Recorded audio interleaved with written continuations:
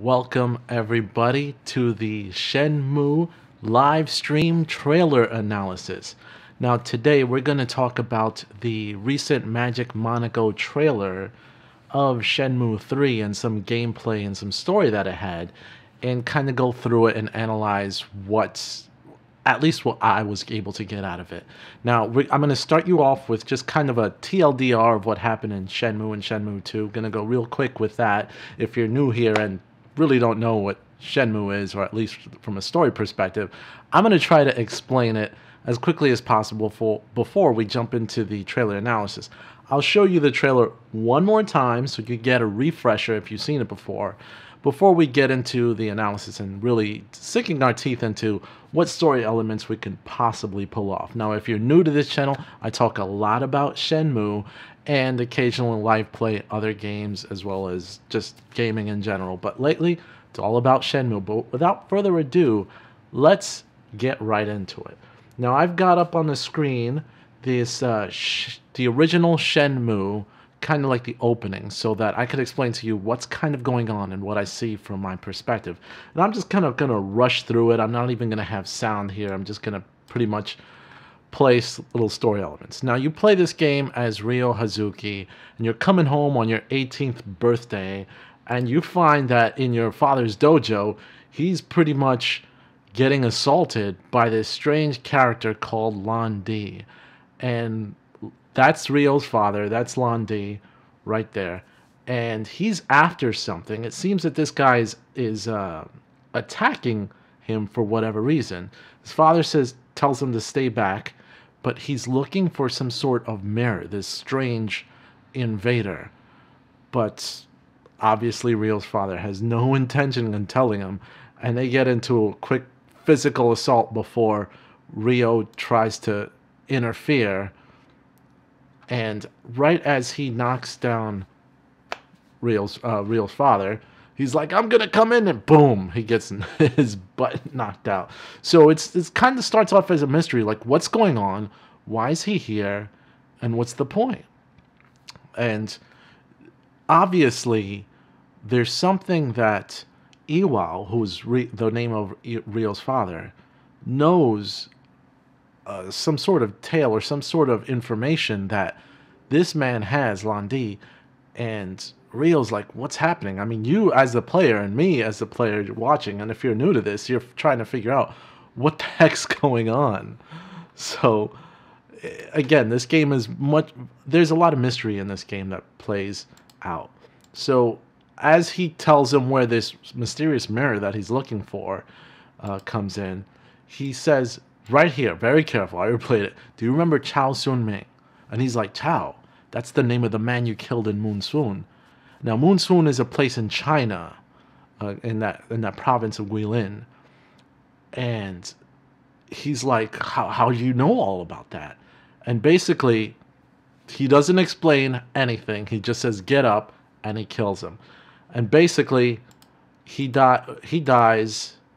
They get this mirror, this mysterious mirror that Lan Di was looking for, which has some value that he would kill for, as well as more mystery. So they leave, and he dies in Ryo's arms. So, spoiler alert. But I want you guys to pay attention to what's about to be said by Iwao Hazuki. He says, basically, keep your friends. Keep friends and those you love close to you. What up, Roman? And then he dies. Now, this is something very important that we're going to get into for the rest of the analysis. What does he mean by keep friends, those you love close to you? What meaning does that have in any sense? There's a reason why Iwao says this. Now, to pick up the story, TLDR on the rest of what happens, you as Ryo discover that, okay, this guy's Lan Di, there were two mirrors. You find the other mirror in your house in the basement. Rio basically finds the other mirror in the basement of his own house. He finds out that this character, Lan Di, goes to China, and he wants to go after him. He gets a mysterious letter from someone in China trying to warn him that Lan Di was coming. So he goes to China to find that person and discover what happened, and of course find his father's murderer to get revenge. A lot of stuff happens in Shenmue 2, but eventually you do meet up with the person who sent the letter. And the person who sent the letter basically says, your father killed this person's father in China. And that's like, what? He couldn't have done that. It's like, well, I think he did. And that in itself is pretty sad. So he ends up going to that specific place in China where all of this happened because allegedly that's where Lan Di is headed. And he wants to meet him and exact his revenge. So that's where Shenmue 3 will pick up. As he arrives in that town that his father was in, he meets up with the person that you see there, and her name's Shenhua. Meets up with her, and she helps guide him to exact place where she's from so that he can get there and find out what's going on. So from then on, all we have had is the Shenmue trailer. So I'm going to look for it. I should have it currently available. And I'm going to play it as it picks up here. Now watch it with me.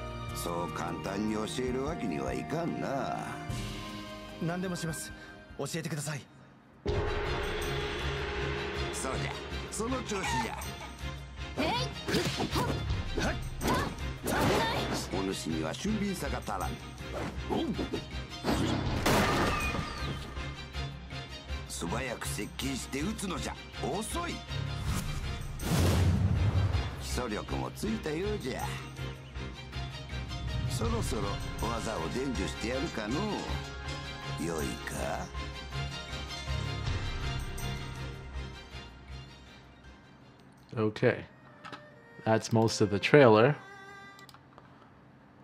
And what up, Oregon Pacifist? Nice to see you online as well. Thank you. So, Oregon, you said keep friends, those you love, close to you. I think this quote is foreshadowing in a way. He knew Rio would seek revenge and wanted to leave him with something meaningful. Revenge will leave him with hollow victory. He'll need friends and family to make him whole. I do believe there is thought to that, but I also believe there's a little more. Now follow me as we analyze this trailer that we just seen. So, one of the first things we see in this trailer is pretty much a fight scene, and or the remnants of what could have been a fight scene. Rio's beaten up, The villagers are on the floor. If you notice, they're just kind of laying out everywhere. So it looks like there was some sort of attack on this village, probably early off in the game, because even Rio got beaten up. So they're probably there, and it would seem evident, especially based off of most of what we've seen previously, that they're just looking for the Phoenix Mirror. Now, the Phoenix Mirror was in Rio's possession, so he's had the Phoenix Mirror ever since the events of the first Shenmue. So Rio, my assumption, at least based off of this simple scene, is that Rio saw something going on in the village, people getting attacked, probably the Chiyo men looking for the Phoenix Mirror, that because they initially didn't know where it was.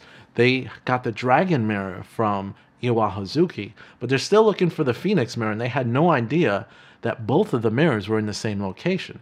So they flew and went to Guilin, and then they're looking for this mirror, but they can't find it, not knowing that Rio had it the whole time. So he's there trying to help, and obviously this overgrown guy stops him. So getting on to later in the scenes, as he's like wakes up and after the dream where he sees Shenhua approached by Landi, which definitely looked like a dream, they mention this. Some kids in the village saw the thugs enter Zhu's house. Now, I had a question like, who's Zhu? What character is this? Was that person represented in the trailer? Or what characters in the past have used the name Zhu? So I went and I looked up a few references. So Chunyan Zhu was the Jeet Kune Do Street Fighter, the woman with the hat that you met who knocked the person out off of the pit. That was her last name. So I'm like, could it be related to her? Probably not. Because apparently, as I looked up more stuff, Zhu is a very common name in the Shenmue series. Chen Fengsu, I'm not sure if you remember him, he fought in Beverly Hills Wharf in Aberdeen. You know when you would have those random fights while you're looking for Ren or Cool Z? You have random fights and that they would just find you and approach you. But if you find Chen Fengsu, he actually takes you to the scrap heap where you could find Cool Z. So that's another Zhu. Then there's Yingling Zhu, a shopkeeper in Shenmue 2. Remember when you were following Yuan, like very slowly, you were just kind of creeping up behind her, and then eventually Yuan runs into Yingling, and she starts complaining that she's disgusted by the products that Yingling Zhu is selling. So it seems that Babada says, I bet Zhu is Shenhua's father. I have different theories about that, but that's interesting. Then there's Young Jiangzu, who works as a hostess in the Dujiang Diner in Lucky Charm Quarter. I mean, this name was starting to become pretty common. And at that point, it was like, all right, maybe this name is hard to pinpoint. So my honest guess is that that's the name of the old man trainer that you see later in the trailer, where he's like pretty much training Ryo Hazuki how to fight.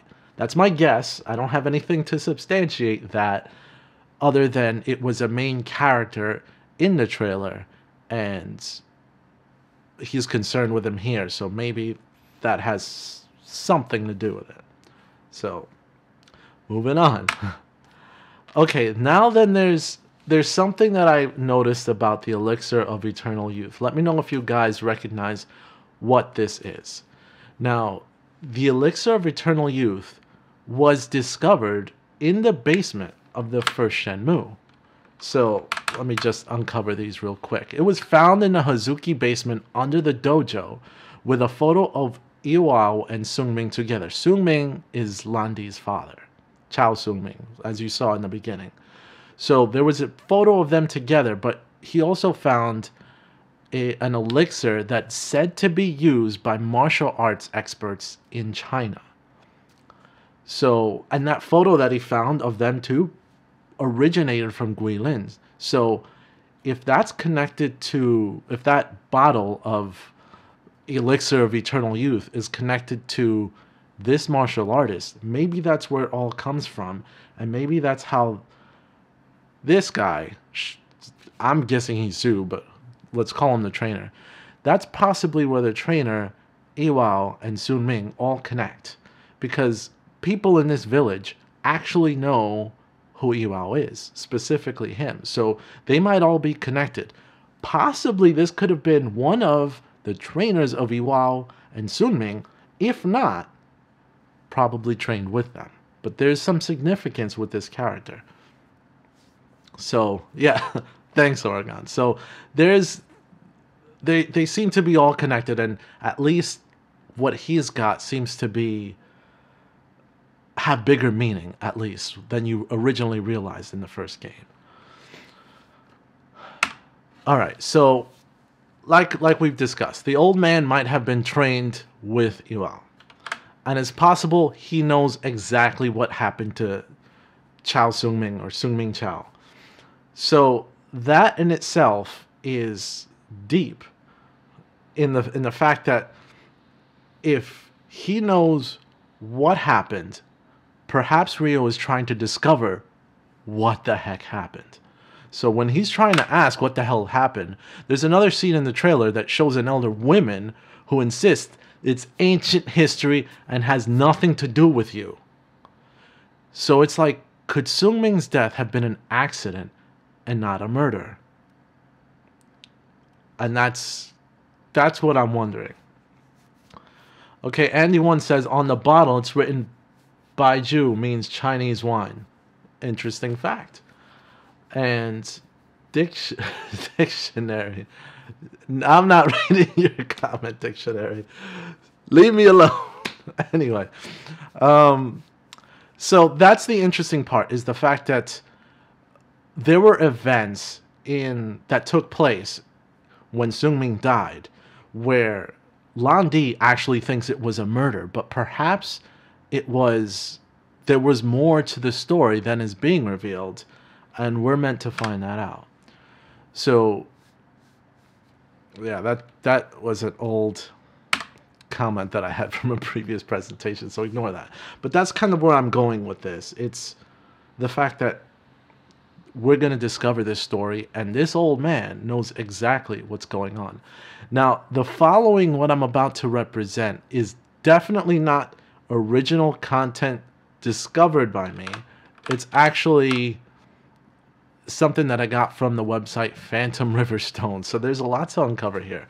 But if you can tell, in the back, like where you see that that training session right there, you can see that there's actually Chinese lettering in the background, and that definitely has meaning. And when I went to Phantom Riverstone's website, they discovered the following.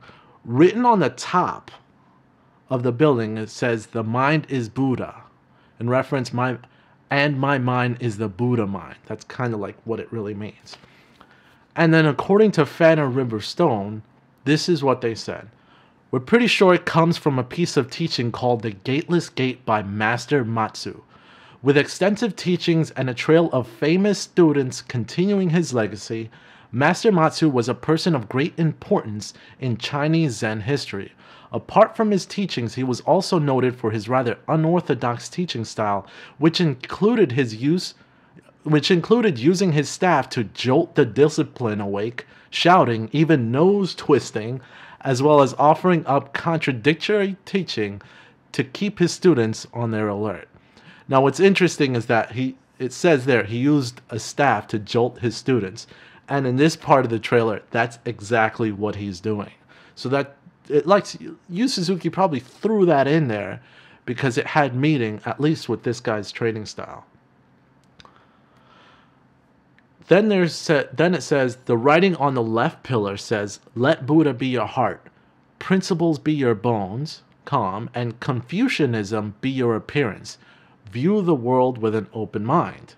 That's a lot to say in just that little squeezed in portion, but according to Phantom River Stone, that's what it said.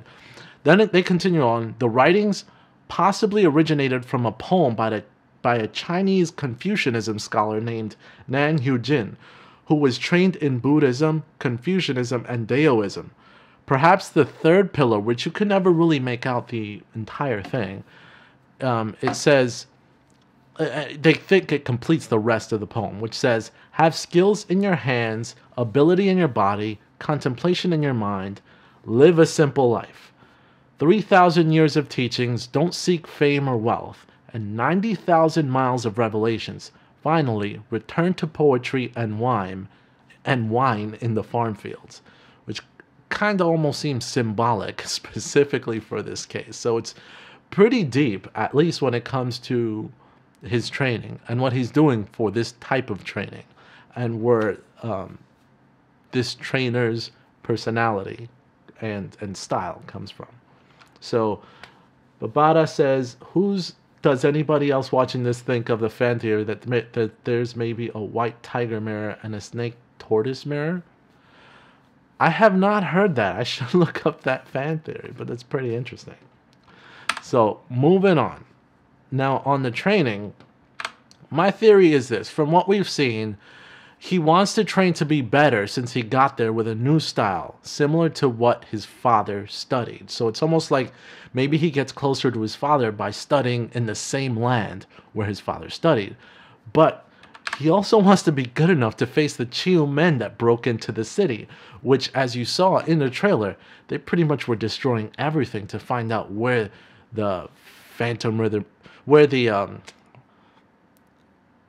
Phoenix Mirror is, made of Phantom River Stone. That's why it was in my head, also that website. So that's definitely why training becomes important. He needs to get his skills better, because if the Chiu men come back looking for that mirror again, he wants to be ready. And everyone in the little village seems to at least wants to be amicable to help him, but perhaps not. Perhaps they're not going to be trusting, because they just had a bunch of foreigners destroy all of their stuff. Now you've got this foreigner trying to gain everyone's trust, and it's like, who the hell are you? Leave us alone. Your guys just destroyed everything. And that's why initially even the trainers at first not trusting, until he's like, Iwo? Maybe he's related to Iwo. Andy1 says, my girlfriend Chinese, she translated it as, at the top of the inscription, Buddhism should be in your heart, and the characters on the left side vertically sound something like this. Buddhism is the heart, Taoism is a bone, Confucianism is appearance, behave well, be polite, open your mind, be generous in this world, accept generosity, great ambitions, think about seeing the world. That's actually, I mean, it seems pretty close to the translation that Phantom River Stone had, but of course, I can't read Chinese, so I will trust you. I will trust Phantom River Stone. It all at least tends to be around the same thing. So thank you for that translation. I'm sincerely grateful. Hey Thorsten, thanks for coming along in on the chat as well. And thank you to everyone else. That's pretty much all I had, at least for the trailer. So let's read a couple of your comments, because that was definitely interesting, Andy1, to get that information. Babara, the particular fan theory goes into the Chinese mythology of the four symbols.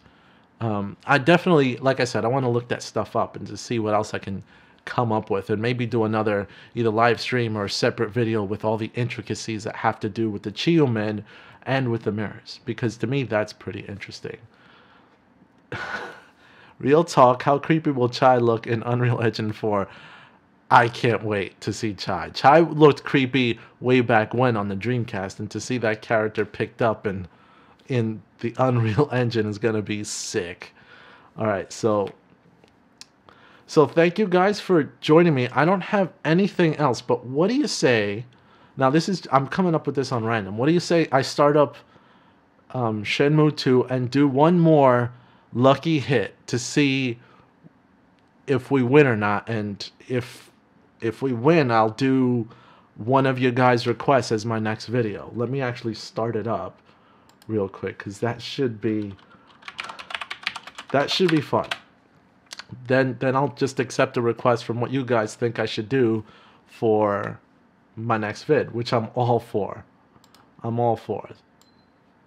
And Oregon Pacifist, huge fan of your channel as well. I thank you for coming on, and I'm glad you saw that other video where I gave you and people a bunch of credit. So, Andy1, do you think there is a possibility that you will implement Shenmue Chapter 2 on the boat to explain how Chai attacked Rio while traveling to Hong Kong?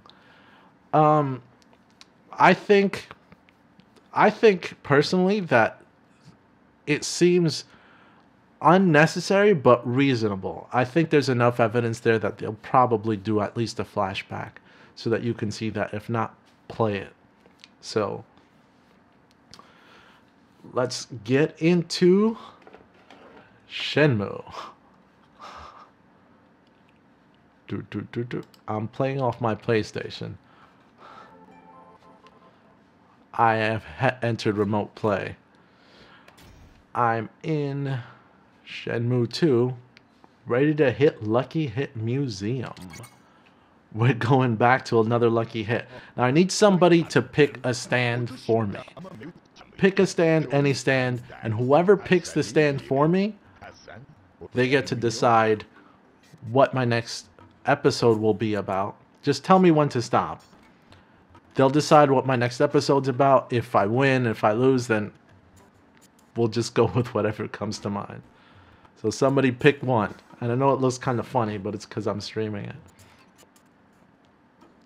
The one with the highest bet. A lot of them, some of them were $100. Is it the highest odds? Like the most difficult odds? Because there were $200 ones. I just saw. There was this one, and then there's this one. Which one am I going for? Anyone? We got this snake, and we got this bird. First person to tell me which one to pick, I'm going with it. Most difficult odds. Okay, difficult odds. There's a times 10. 1 in 15. I think the higher the number, the definitely easier it is. Or maybe not. 1 in 500. We'll do this one. Okay, we're gonna do this one. Here we go. The other day, I thought I was gonna lose, and boy, did I win unexpectedly. I still think I'm gonna lose, but here we go. I'm gonna drop it again, and if you guys win, you choose what I do. Lucky hit, lucky hit. Here we go. Do I get it? Holy smoke. No, I don't. Alright, I'm gonna try one more time just for kicks. And then if not, we'll just sign off. We will continue. Just one more try. I figured, hey, you can't just leave it up to one chance. But this game is hard enough, and I got pretty close. Apparently, it's only $1 bet because it's that hard. I'll throw it here. And as always, guys, thank you. Let's make our community bigger. Let's make the Shenmue community huge. And I really lost that one. So, that was fun. Okay, I think we'll just let it go from here. Guys, I had fun. Thank you. I hope you picked up a new 1 or 2 things from Shenmue that you didn't know about. Or if you look up some more stuff, perhaps that you could let me know what you guys find in the comments down below once I re-upload the live stream. But, as always, like, share, and let's get that community bigger. Subscribe to Oregon Pacifist. Subscribe to me. Subscribe to anyone who talks about Shenmue so that we can get our community larger, and then tweet about it because we want Shenmue to be as successful as it possibly can as the series continues on to Shenmue 3, 4, and forward. But as always, like, share, and you can make my day if you subscribe today. This is Magnus with another live stream. Thanks to you guys, and I'm out. Take care. And I had lots of fun. Bye-bye.